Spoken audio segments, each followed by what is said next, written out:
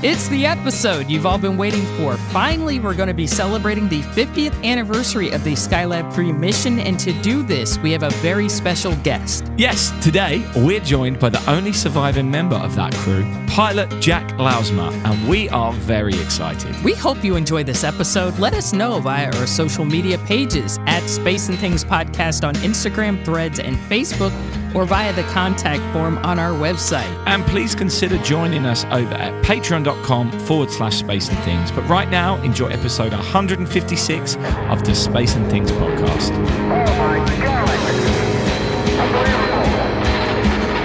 Unbelievable, but it is right this time. You're listening to the Space and Things podcast with Emily Carney and Dave Giles.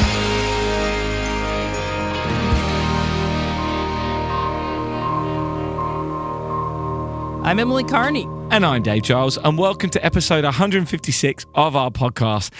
It's another big one. We've got a great interview coming up, so we're going to crack straight on. Let's just do this, Emily, if that's all right with you. That is perfectly fine. Amazing. Obviously, Skylab is a huge part of this podcast, and we've done many episodes on it before, but we are currently in the 50th anniversary of Skylab 3, so we wanted to do something extra special, especially as it's also the final show of our third year of this podcast. So Skylab 3 lifted off on July 28th, 1973, and the mission lasted 59 days, 11 hours, and 9 minutes, which was an endurance record at the time. The commander was Alan Bean, the science pilot was Owen Garriott, and the pilot was Jack Lousma. And today, we're going to talk about this mission with Jack Lousma, the final surviving member of that crew. Lousma was one of 19 astronauts selected in NASA Astronaut Group 5 in April 1966, and he's perhaps most famous for being the astronaut who was CAPCOM during Apollo 13 at the moment the explosion happened on board the spacecraft. He was the person who responded to the Houston, we've had a problem message. As well as the Skylab mission, he commanded the Space Shuttle on its third mission before retiring from NASA in October 1983, having clocked a total of 67 days and 11 hours in space. Lousma performed 2 of the 3 spacewalks, which took place during the Skylab mission with a total time of 11 hours and 1 minute in EVA. It's a real pleasure to talk to Jack today, so let's crack on with this interview. T-minus 10, 9, 8, 7, 6, 5, 4, 3, 2. We have ignition sequence start. All ignitions are running. All engines running. We have a liftoff. All right, so let's get started. First of all, welcome, Jack, and thank you so much for joining us on Space and Things. It's a big honor. You're one of our favorites. So first, let's talk a bit about your career at NASA before Skylab. You were on the support crews for Apollos 9, 10, and 13, and even were the CAPCOM during the famous Houston, we've had a problem communication. So what other things did you do before Skylab that you think that people need to know about? Well, probably not a whole lot. I was part of the original 19, we called ourselves, because we so many of us, and we were the 5th group of astronauts, and we joined NASA in 1966. And went through all our preliminaries and so forth of education. And we were assigned roles working on future missions. So way we contributed and also learned. First thing I got to do was an appointment to a lunar module on the survey system. And that was going to be a flight that was going to have a separate module that was attached to the command module, launched to the moon, and had high resolution cameras in it. Some classified ones, but they were right up my alley because I had been doing that prior. So I was assigned to that. It just never got off the ground, and they decided to cancel it. And then I went into the support crews for Skylab, the very original Skylab people who were going to assist in its design. It was not the Skylab we know now. It was just going to be a empty hydrogen tank, which was and launched the command module into space. And we were going to undock from it, turn around, and take about 39 bolts off and go into this third stage of the moon rocket that had just launched us into space. And so it was hydrogen floating around in there and so forth. We had to make sure there wasn't going to be any leaks. And it turned out it was not a good way to go. And so they scuttled it. and they went into the development of the Skylab as we finally knew it, with special Skylab tank configured separately for those 3 missions. I was assigned then to a different job, a real support for Apollo 9.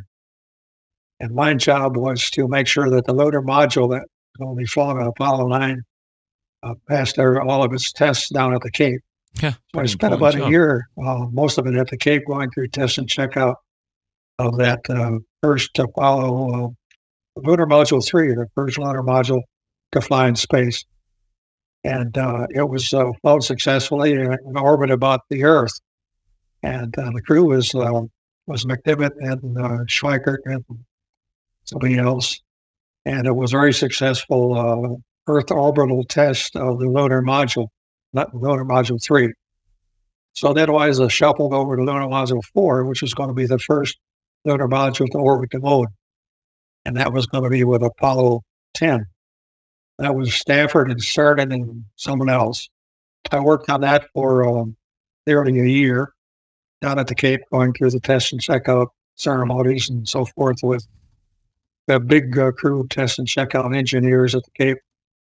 And finally it came time to launch it. And it was launched, and I was the one of the capsule communicators.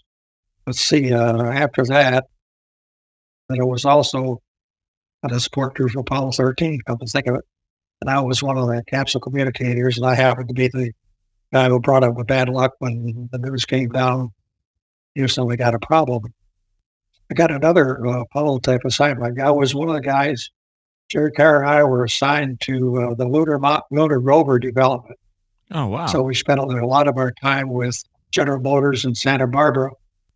Jerry Kai and I were making sure that the lunar rover met all its design requirements and did whatever additions we thought needed to be done. And I was the first guy to drive a lunar rover vehicle, test article, and we did it on Pismo Beach, which is where they raced dune buggies.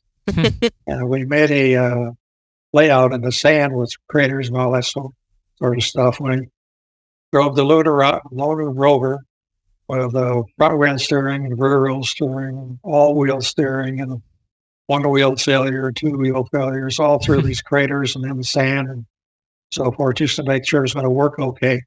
Shortly after that, I was assigned to the Skylab program, and I was assigned to be on the second flight with Alan Bean, who had been the 4th man on the moon, who was our commander, and with our scientist, who was Owen Garriott. So there were 3 Skylab flights, 1, 2, and 3 months. And these were the longest duration missions that we had up to date. That was interesting to work with the people from Marshall. I remember when I was a brand new guy, we had a trip to Marshall Space Flight Center and met Werner von Braun. And a very, very cordial and good meeting. And later on, he wanted to have astronauts to come and live in Huntsville. So he thought he could persuade him to do that if he built a really large neutral buoyancy tank. So he built one that was large enough to put most of the Skylab into. So we had to go there from Houston to train in it. He figured that if there's enough training down there where they would assign some astronauts just to live in Huntsville.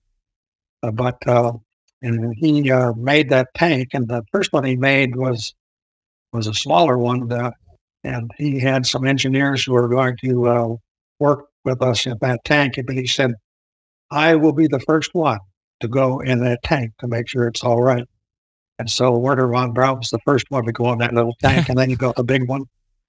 And we just never got around to moving to Huntsville. We always flew there back and forth around T-38s.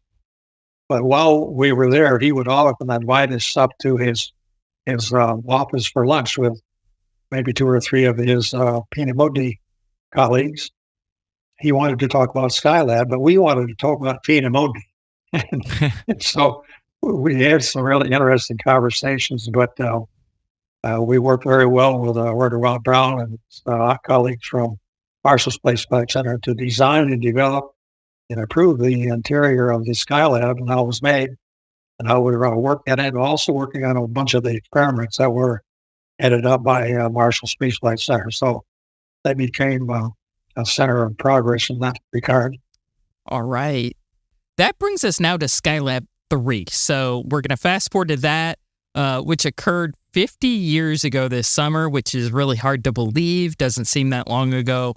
So during the 50th anniversary of Skylab 2, we spoke a lot about fixing Skylab after it launched. By the time you got to Skylab, were there things you still had to fix? First Skylab launched with Goddard and Weiss and Irwin. Before they went into it, we launched Skylab, and it came apart on the way up. It had a meteorite shield on the outside of it to protect it from meteorite strikes. And so the exterior of the S4B was different than the one that was actually used for flight. It had this meteorite shield that was attached, we thought, securely to the side for launch. But on the way up, it popped off. It was designed to, when we got into orbit, we would release this meteorite shield, and it would extend itself away from the hull of the spacecraft by about 6 inches or so. So that when a meteorite hit, it would break it into little pieces, and before it hit the hull, it would have energy to damage the Skylab. Well, on the way up, that came off. Took one of the solar panels with it, and the other solar panel was jammed to the side. And so all of this was known before Pete and his crew launched. So they spent about 10 days coming up with fixes for that.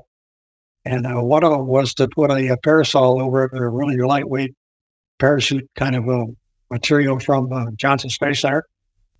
Put on a pole and was put in a big long box and hooked up to one of the scientific airlocks on the sunny side.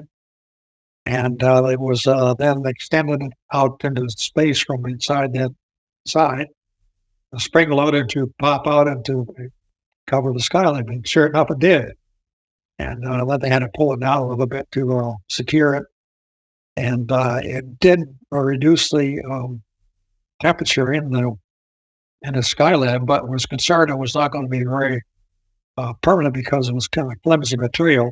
So Skylab, when we got to it, was a one-winged bird with a flimsy parasol cover over it. In fact, we almost blew it off with the thrusters as we went around it, so we stopped doing that. But before we went, it was determined that that was not going to be a permanent fix. So the Marshall Space Flight Center came up with a parallel fix that involved a cover that Owen Garriott and I put over the parasol. So on about the 10th day or something like that, after we got the feeling better and so forth, like Zero G wasn't bothering us at all, we did that first spacewalk.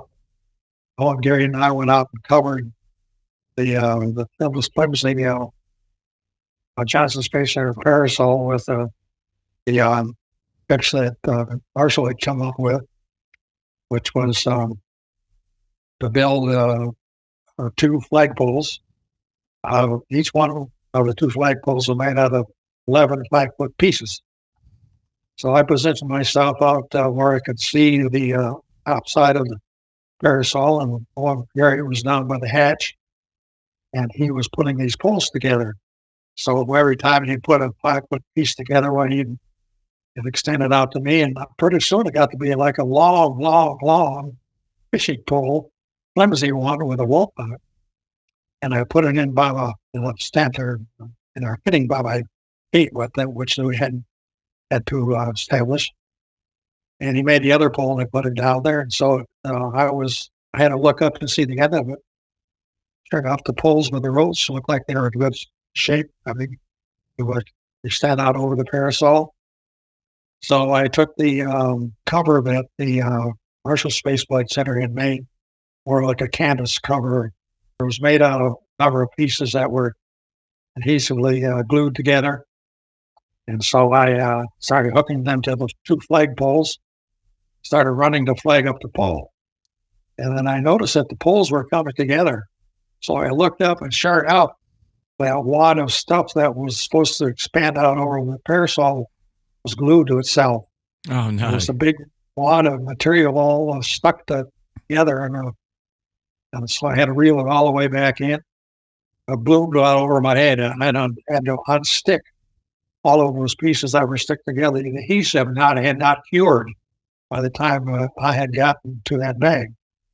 And so I had to, it was blooming out over my head, and I was sticking all of those crevices, and finally ran the flag up the pole, and it got out there and covered the parasol very well. Then there were two corners, one on either side of me, that had to be, I had to float out to the outer edges of the Apollo telescope out in order to spread the base of the unfolded sunshade and lay it down over the top of the parasol.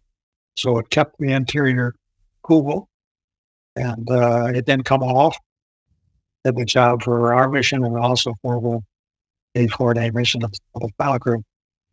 And so those were parts of the adventure of being in the Skylab. Can't imagine what it must have been like to see that thing glued together. That must have been like, whoa, what are we going to do here? I think that would have scared me if I was outside the spacecraft. Yeah, it was up billowing all over my head, and it had to go to every crease and unfold it. So it was billowing all that time, and finally it did get stuck after it was all done. The thing went out there, it did the job. Kept us cool for the duration. Did not deteriorate. So it was one of the fixes that Marshall people came up with that worked. Fantastic. So I was at Kennedy Space Center recently, and they have, in the Apollo Center, they have an empty command module, service module there, which I then researched and found out that was supposed to be a rescue command module for you guys in case you couldn't get home. What's the story with that? Were you prepared to come home with 5 people in a command module? Was that something you were prepared to do? Yes, we were. In fact, prior to the Skylab flight, one of my Skylab peripheral responsibilities was to ensure that the rescue vehicle was going to be configured properly for us to have a rescue. So the rescue idea was not new. It was one of those things we had decided on before we left. And I would go to Rockwell out there in California frequently and make sure that the rescue configuration was going to work. Well, was that as a result of Apollo 13? They were trying to come up with a contingency in case something like that happened again and they needed to bring people home? Or was it with the idea of Skylab? Well, the idea was specifically for Skylab. Right. And there was going to be the Apollo time. I was able to take 2 people up, bring 3 back or 5 back. The pilot and the engineer would be in seats 1 and 3. And we put one of the return guys in the center seat, and there was actually a place for the other 2 below seats 1 and 3 to be confined or strapped in so that they could rest comfortably under there, and had a semi-couch under there. Yeah. And then we could bring the equipment back stored in between the two of them beneath the 3 couches up above. So this was all planned before we left, and it was all planned before Skylab got trouble. This was something that was a routine part of the configuration for the whole mission prior to launch. Here's a question that I'm probably going to regret asking, but we have to ask you about the infamous Skylab shower. Now, we know you demonstrated it, and it was filmed and photographed. So what did your other crewmates think about the shower? I've been told that one of them wouldn't even try it. Yeah, it seems like I had 2 showers, and some other guy had 1, and some other guy had none. And I don't remember who to report had none, but it wasn't me. But we took the shower up, and the whole Skylab was designed, developed, and configured, and ready to go. And somebody said, "Hey, what if we need to have a shower in the eventual space station? We're going to have a shower because it's going to be longer flights, so we got to develop one." And so this was an add-on after the Skylab space station was built. And we had to fix a circular fixture on the floor, circular fixture on the ceiling, and the in between was a canvas-like cover that was attached to the floor. And so we had to get in that and raise it to the the top and hooking around the circle at the top. And so we were inside of this sort of beta cloth, the white beta cloth cover. And we had to have some water, but there was no water nearby. So what we did was we had some sort of a pressure tank, and we had to fill this 3-quart container we had with a mixture of hot and cold water because we're going to have a water report. And we hung it on the wall next to the shower, and a line that went to handgun. And so we had a handgun with a flexible hose to spray the water on ourselves and to rinse ourselves off. And we had some special kind of soap. I think it must have been dog soap, because when we put it on us, it was stung. It was stung with our whole body when we spread it on ourselves. Then we had to rinse it off, so we squirted it off. So we had all these globs of water floating around, and we had water that stick to our arms. Then we had a suction device, and we could suction the water off and then load it back into the tank it came from. And it was cold. Warm water didn't do any good. It was just cold inside because water was evaporating at 5 pounds per square inch. It evaporated quickly. And so it was a cold shower, and we had to then take several towels to dry off. So it was a real mess. And I took 2 of them, but we did have the information we needed to pass along to the designers of the showers for the International Space Station. We effectively said we have to have hard walls so we can sweep them off, and we gave them what we thought was the right kind of design for the hygiene system of the International Space Station, and they actually designed it. And it was in that module that also where the kitchen was, where they did all the eating and so forth. And when they came around to canceling modules on the International Space Station to save money, that's the main module that they eliminated. The one that had all of the bathroom facilities and all the eating facilities and all the comforts of home. And so I'm not exactly sure what they're doing with the showers on the International Space Station, but I have seen pictures of individual showers and so forth like that in individual sleeping quarters, but I have not toured this final copy of the space station, but somehow they're managed to stay clean and fit. But we did contribute something for Skylab, but they weren't able to take along the fixes that we had suggested as a result of what we learned. Okay, so this is a big question, but you and your crew spent 59 days in space, which at the time was a huge, long-duration spaceflight record. Your crew completed hundreds of experiments, took thousands of images of Earth and the Sun, yet somehow Skylab is still considered sort of an obscure moment in space history. So what do you think is Skylab's legacy? Well, I think that we learned how to make the International Space Station, and many of us were involved in this development. I worked with Grumman and 2 other partners, provided 3 configurations for the International Space Station. Actually, I take credit for the development of the cupola. Maybe somebody else did, but I haven't heard of them. The International Space Station was going to have a lot of business.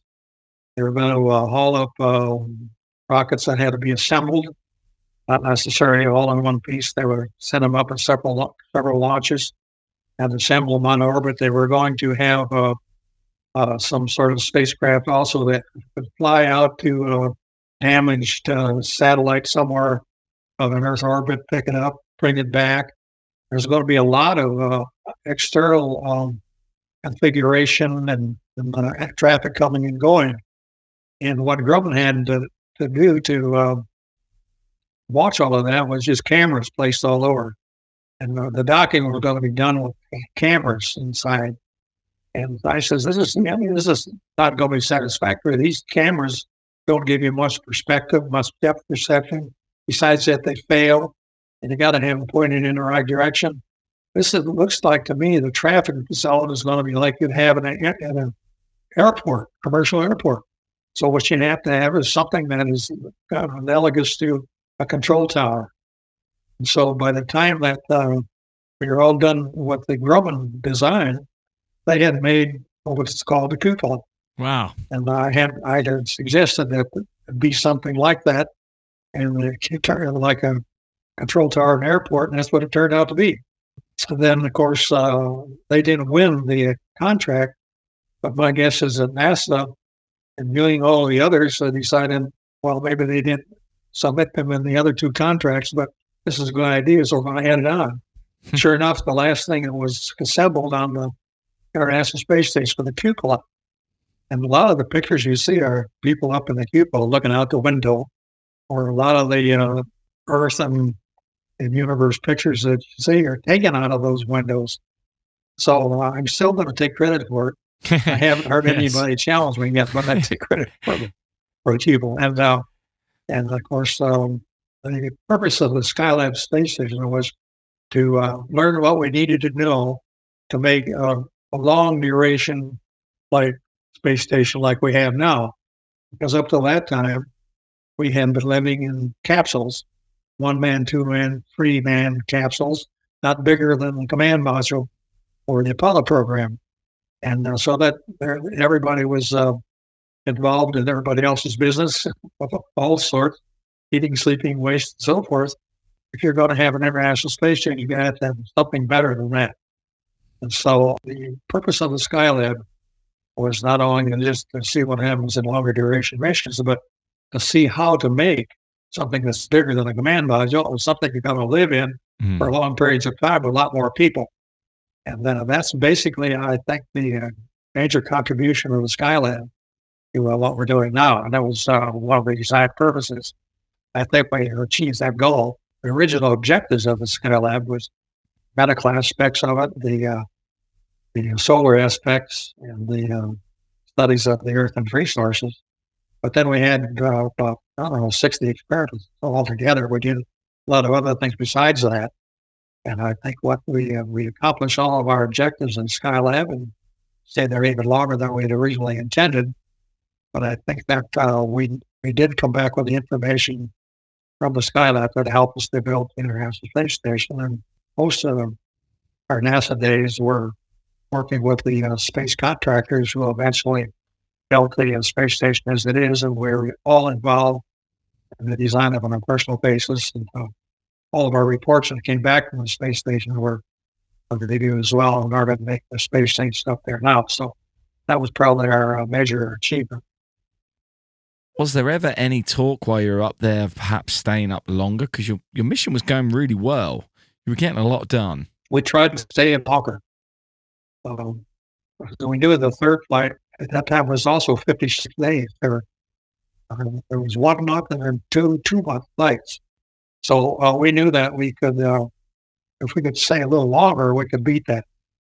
And so after we were there for about 45 days, we asked for an extension of about 2 weeks to our mission, so we would beat the guys. So we were hoping that would happen, but they said, no, you're not going to be able to do that because you're running out of your supplies. You're running out of skivvies and running out of food, and we can't let you stay any longer, but we'll let you stay 59 days because you'll be over the right spot in the water. So although we tried to stay that long, we couldn't, but we thought we would leave some sort of memories for the next crew so they would not feel so lonely when they got there. So I found their clothes, their dungarees and their shirts and so forth. And I stopped them with some little bags full of junk, I guess. And I put one of them on the bicycle. I put the other one in the lower body negative pressure device. The third one, I was not supposed to tell you where I put it. But you can imagine when you have one holder on the wall in the expansion compartment, that might be a good place for one. So when they got there, they had company. They found their buddies all situated in the Skylab. But when they got there, they had company. Instead of being 3 guys, or 6. So that was our joke on the third crew. All right. So this is not Skylab related, But I know that years after Skylab 3, you served as a backup crew member on the Apollo-Soyuz test project. So tell us a little bit about your experiences in the Soviet Union, and didn't you commandeer a train at one point? Well, I thought I had a good shot at being on one of the last 3 Apollo missions, and I canceled them. So I thought, well, that's not a good thing. And see, what I was thinking at the time was, I guess I was hoping to be, after Apollo 13 and so forth, that for outer space, I was hoping to be assigned to one of those last 3 missions. I saw some of my buddies get on Apollo 14, 15, 16, and 17. I thought, well, I've got the training and everything I need to know to get on one of the last 3 flights. And then they became in question. And they didn't know if they're going to go or not. So I thought, well, maybe I better think about getting on a future flight. And I had heard that there was going to be a flight with the Russians. And it was going to be post-Apollo 17. And I wasn't supposed to know about it, but I did. And so I thought, well, if I don't get an Apollo 20 or 18, 19, or 20, it's going to be one Apollo mission that I could possibly still get out. That would be a flight with the Russians. And so I decided that I would prepare myself for that. There was an outfit in Washington that they were teaching languages to people who had to go to foreign embassies, and one of them was Russian. So I thought, well, I could take a correspondence course in Russian from the Defense Language Institute that was in Washington. In fact, it was in Maryland, I believe. So that's what I did. Without anybody knowing about it, I ordered a 1-year course in Russian language. Wow. It was not a book. It was all just textbook. So I had about 17 textbooks or something like that. I would take the lesson and take the test and turn it in.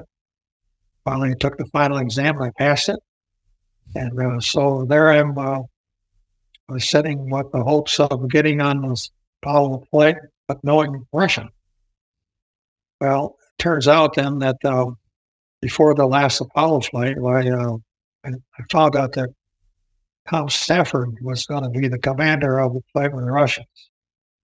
So one night at a social event where our wives and other buddies were having dinner at Charlie Duke's house, I think, I saw Tom. He wasn't a general then, he's the colonel, And I went up for him and said, hey, Tom, I understand you're going to command the fight with the Russians. I said, how'd you know that? He said, probably because a little birdie in Washington told me about it, I guess. He said, yeah. And he said, what about it? By this time, I knew I was going to fly, and it was definite. While I was training for Skylab, I was taking Russian language. I said, I'd like to be on your backup crew. I knew I couldn't be on your prime crew because it was already on one. And he said, well, let me think about it. So then what I did was I took the final exam on the Russian, and I got the report back, and I passed it. I got a certificate. I went up to see the director of the Johnson Space Center, who then was no longer Chris Kraft, it was Cliff Charlesworth. He said, oh, well, that's interesting. And so it sounded like that for a while, and then the words came out for the backup crew with the Russian mission. I was on it with LB. We had yet to fly the Skylab mission. So when we were flying, we knew we were going to be on the backup crew to fly with the Russians. And in those days, we were not allowed to take photographs over Russia or China. Wow. But we didn't. But we did look over Russia, especially around Baikonur, with renewed interest every time we looked out the window. So one other kind of interesting little thing happened to me on the STS-3 flight. But in those days, on that STS-3, we could take pictures of Russia and China. And we were flying over some place in China on an STS-3. And it was a beautiful beautiful blue, like a jewel lake in the middle of this tan contrasting background of the desert. Gee, that's a pretty lake. So I took some pictures of it and forgot about it. But then when I got assigned to the backup crew for the fight with the Russians, we spent three visits of Russia, 3 weeks each time. But after that, we were also invited after STS-3, Gordon Fullerton and I, to go over to Russia because I had taken this picture of this lake on the STS-3. We were there for 3 weeks, giving lectures to engineers and scientists and others, big audiences, and we were showing some videos that we had. One of those had a picture of this lake, and I showed the picture of the lake, and out in the audience must have been 600 or 700 engineers and scientists out there. I heard just a rumble of numerous boys kind of out there. They're all talking to each other, and the interpreter said, "Next slide, please," and went through it real quick. And this is a picture of a lake I took and quieted down. I didn't know why that was. So in the evening, we were having a cocktail party, and the interpreter was there. And while I couldn't get him on the side, I didn't want to act like it. They were watching to see if we were spies, I said, I showed the picture of the lake. It was very interesting to the crowd. They started making some humorous noise and backed down. He said, "Why did that happen?" He looked all around. He said, "I think that was an atomic test site." I said, "Whoa." So we had to have some fun. But we did take some interesting pictures there at Skylab. After Skylab, we took pictures of those territories. But we got to speak in language, English or Russian very well. And one time I did a press conference, they're all in Russian. The first training session, the Star City was not equipped for us, so we stayed in an Inter-East hotel in Moscow. They took us by bus every day out to Star City to work in their training quarters, their classrooms and so forth. And there were apparently no houses out there. It's a big apartment building where the prime crews and their families lived with other engineers. The backup crews had to live out in Moscow. But we would go back and forth once a week. We'd get on a taxi or a bus or something, go into the embassy and meet and talk with so many Americans there. Watch their movies and so forth, and socialize with them, have dinner. And then we would have to have them take us back to Star City after that in the evening. We were there one evening. I just get kind of bored and decided I'd rather go back to Star City. There was no ride down there. The ride wasn't going to come for a couple more hours, and so I just went down to the street, hailed a taxi, and asked him to take me to the Yaroslavsky Vokzal. That's the Yaroslavsky train station. And so he took me there, and I got off, and I looked for the train for Star City. This was a place where all the trains backed up. They didn't go through; they backed up and left. So they backed up to their platform. We're probably about 15 platforms all over the road. Trains backed up to them. So I looked on the marquee out there for the train to Star City and said, train number 20 or something like that. So I walked down, there's no train. So I went back to the marquee. There was a fella came by, must have been like a businessman. He had a suit on, and his tie was down, his hat on back on his head. And I said, "My best Russian, sir, can you tell me where the train is to Star City?" And I said that in my best Russian. And he rattled back some really fast. And I said, "Please speak more slowly."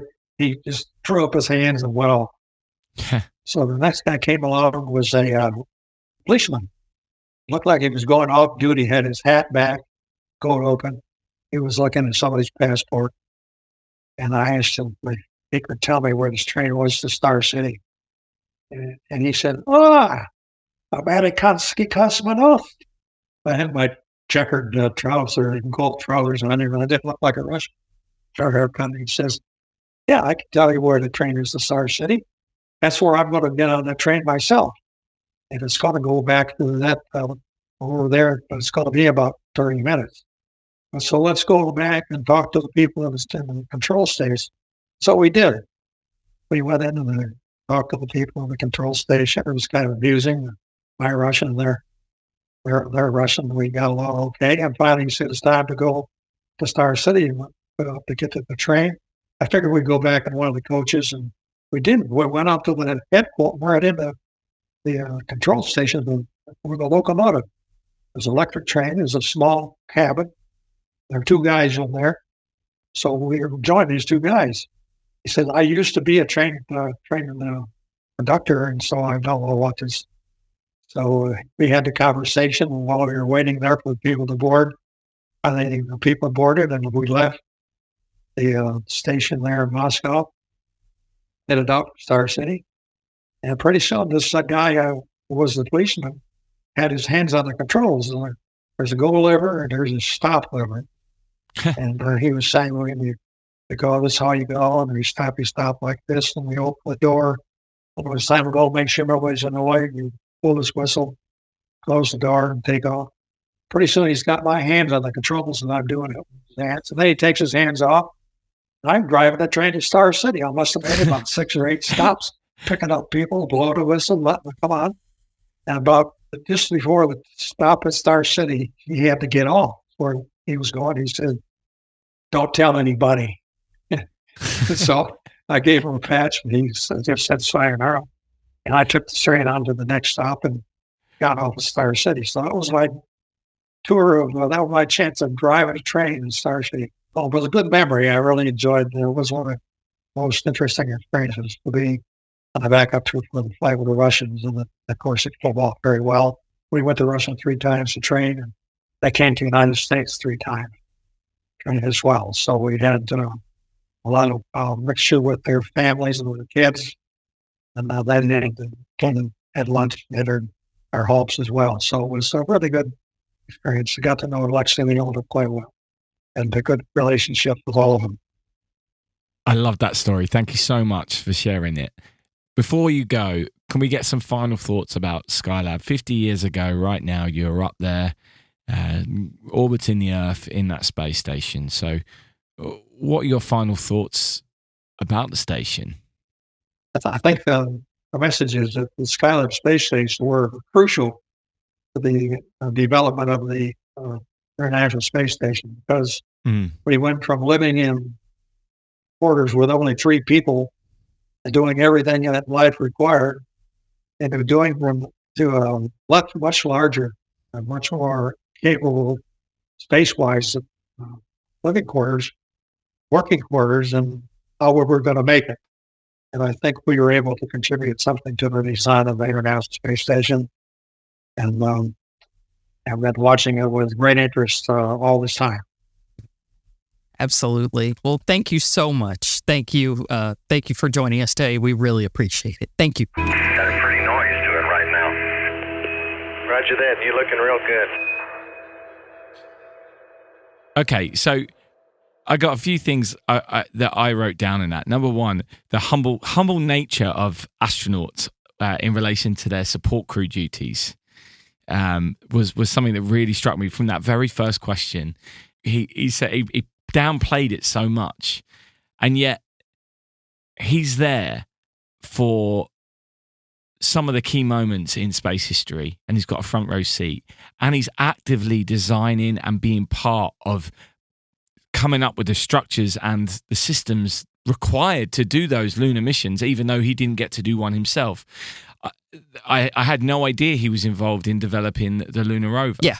And he was the first person to drive one out on the Earth. I mean, that's crazy, isn't it? Yeah. And yet he's so humble when asked, so what did you do before Skylab for NASA? Oh, yeah, not much really. Yeah, not just much. Just a bunch of stuff. Like, a bunch of very important things, including he was the CAPCOM for what may have been one of the most terrifying moments in spaceflight. And if you listen to that tape, he really just kept it together. Like, he was just like, okay, what do you guys have? What's going on? Like, he was very calm. There was no like, oh my God. He was just really calm. He just kept his cool, So, yeah, exactly. Very humble. Very humble. Yeah. the other thing that I mean, there was plenty in that stood out. There's some great stories in that, which I very much enjoyed. But I loved how he described things in a way how he taught me things that I didn't know. For example, I've obviously heard about the micrometeorite shield that fell off during the launch of Skylab, but I actually never really thought to look up what its job and how it worked. Yeah. Obviously, I knew it was a shield for micrometeorites, but he explained it and how it worked and how it was a piece of material that left a gap, so it cut down it slowed down the micrometeorite, so it didn't then get to the spacecraft. I had no idea. Yeah. I had no idea about that. So it's little things like that you pick up. Every time we talk to an astronaut, we seem to pick up something that I know it's probably really obvious. It's probably something I could look up, but I just didn't know that. Yeah. And now I do. And I like that when we have these kind of conversations. Exactly. Yeah. There's always something new I pick up whenever we talk to one of the astronauts. Another thing that I picked up from this conversation, and it made me very sad. I don't know if you guys can't see how I feel, but when he was talking about, Apollo's 18, 19, and 20, he's like, yeah, I'm going to get a moon mission, and they get canceled. He did fly on Skylab, and he had a very successful career. I'm not trying to be gloom and doom, and Skylab was awesome. But I just was like, man, that must suck. It made me sad. Like, I would have loved to have seen him on the moon or him orbiting the moon. That would have been really cool. Yeah. But at the same time, he's not angry about it. Like, he's not holding a grudge about it. No. Like, no, I didn't get to go to the moon. Damn it. He's very much like, but I got to go do other things. And, I did work a lot on Apollo and supporting the moon mission. So there's no attitude like I didn't get to fly to the moon, which I really think sums up a lot of the Apollo attitude in general. Like, you look at other guys like Dick Gordon, he was a command module pilot, and he was supposed to walk on the moon, and he didn't. And you look back at him, and you would think, man, that guy must have been mad. He must have been angry. Yeah. And he wasn't. He was like, yeah, stuff happens, man. It is what it is. But to me, that's really like emblematic of a lot of the Apollo guys is that most of them, like Lousma, were very, very humble, very like, yeah, those are the breaks. Those are the breaks. Yeah, exactly. Jack flew on Skylab, and he also did the shuttle, which is also incredible. No offense, you couldn't have paid me to do one of the first 4 shuttle missions. That was risky. Oh, yeah, absolutely.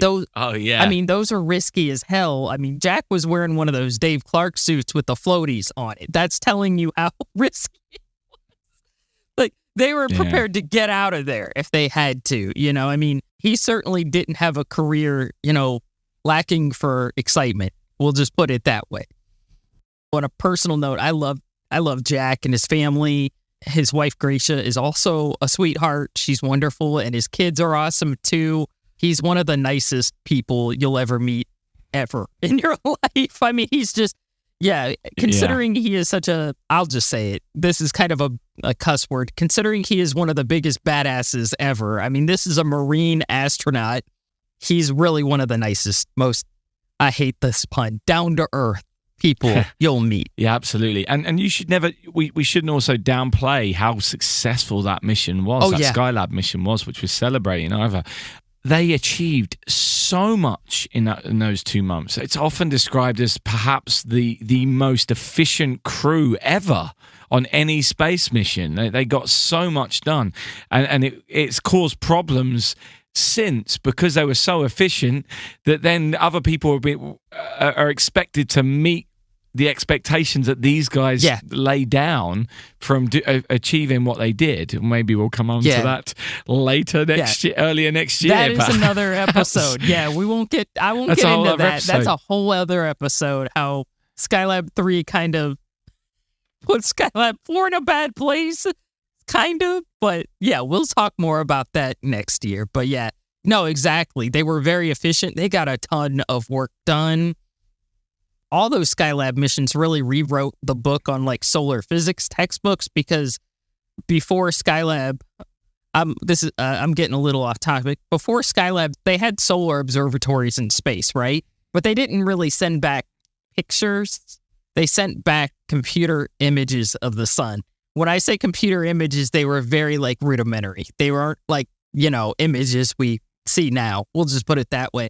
Whereas Skylab provided pictures in real time on a television screen, which they had to take a Polaroid of it because, they didn't have digital photography back then as it is now. That was a big deal at the time. And it had the advantage of having people being able to look at it and analyze it in real time, which is something that hadn't been done before. It's just incredible, the amount of stuff they were able to do on there. And blows my mind that Skylab is still kind of underestimated because it just did so freaking much. It really did. I mean, these guys were just working their butts off and and they brought back tons of stuff. There's so much of it, I don't know if they've analyzed all of it because they brought back tons of, medical, Earth, solar data. They brought back a lot of stuff. Yeah, they kind of set up the third crew, but we'll get into that on a later date. And of course, you can hear the full unedited interview over on our Patreon page. That's patreon.com/Space and Things. And there is a lot more of this week's episode.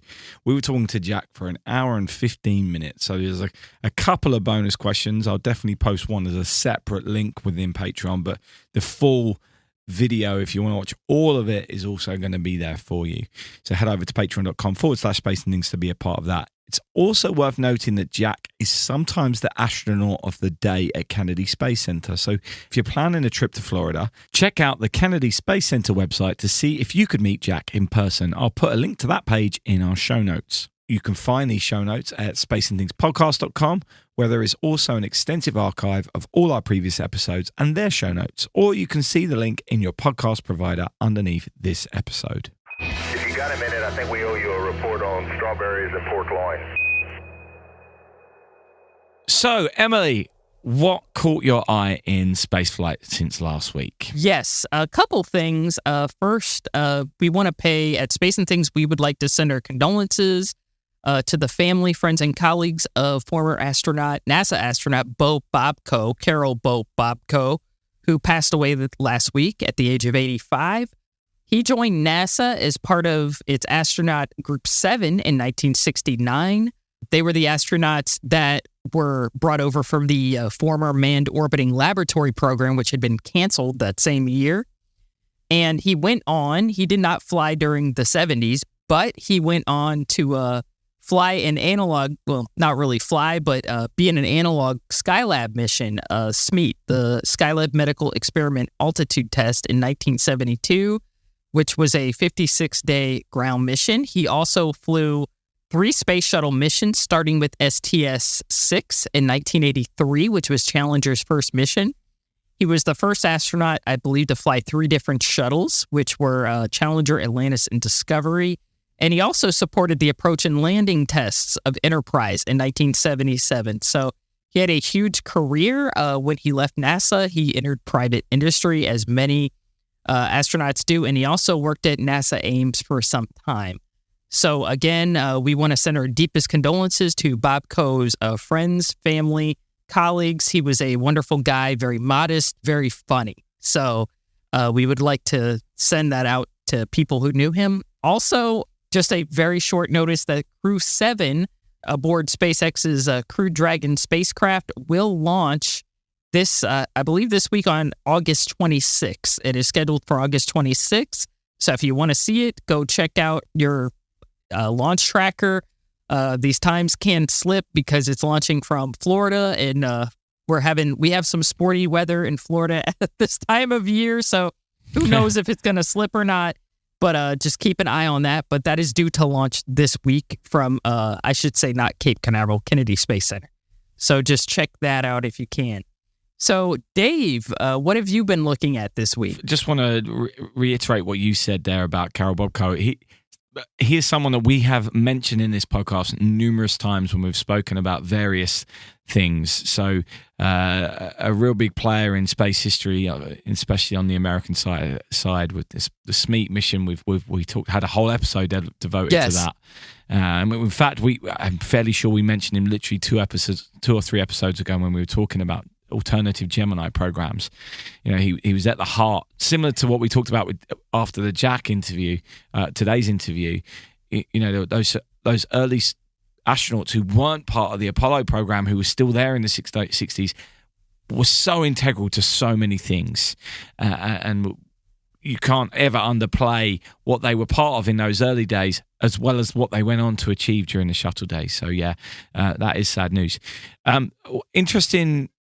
We talked last week about how Russia potentially had a big week coming up, yes. and it was a shame to see that Luna 25 crashed into the moon. What I found interesting was how much news coverage that the disaster achieved in the UK. Oh, really? It was front page of all the news apps. There were news billboards in the town that had the headline up. I think obviously that's partly to do with the politics of today's world. I think people want to see Russia fail at things, which therefore it becomes a news story. There's probably a lot to say about this, but we don't have time today. But that's a real shame. However, we're recording this on Tuesday the 22nd. Wednesday the 23rd, the Indians are hopefully going to land on the moon. So by the time this podcast is out, we'll know if that's been successful, and hopefully the Indians will have a successful land on the moon, because that would be really great to see if that can happen. Yeah, my fingers are crossed that that's going to happen for them. That would be wonderful. I'll be jumping up and down for them because, we always think, oh, well, we landed people on the moon, or I should say the Americans, we landed people on the moon. That's, in the 60s and 70s, and it's not as easy as it looks. I mean, if it was easy, every mission would have been a success. You know what I'm saying? It's still hard to land on the moon. Yeah, but we'll become only the fourth nation to have done it behind America, Russia, and China. Or the Soviet Union and China, rather. So it's proven to not be easy. So hopefully, fingers crossed that they manage to do it, because, with these things, the more nations that are achieving things within spaceflight, the better, in my opinion. I totally get it. Yep. I agree totally. Editor Dave here. Now you can all imagine Emily jumping up and down because the Indian spacecraft did in fact land successfully on the moon. You know what time it is. It's the time in the podcast where I try and persuade you to head over to patreon.com/space and things and sign up. Don't forget that we will stop this podcast after show 200 unless we get to 100 Patreon subscribers by that point. So please consider heading over there right now. And thank you to all who have done so already. Yeah, please consider joining. I hate to sound like a broken record, but we'd really like to continue past 200 shows. That would be awesome. So thank you to Courtney Green, who this week signed up. And thanks to all of you who just for listening. We know that not everybody can sign up for Patreon, but we do hope that you're enjoying what we do either way. And if you want to help out, please press the share button. But don't forget, in space, no one can hear you meet.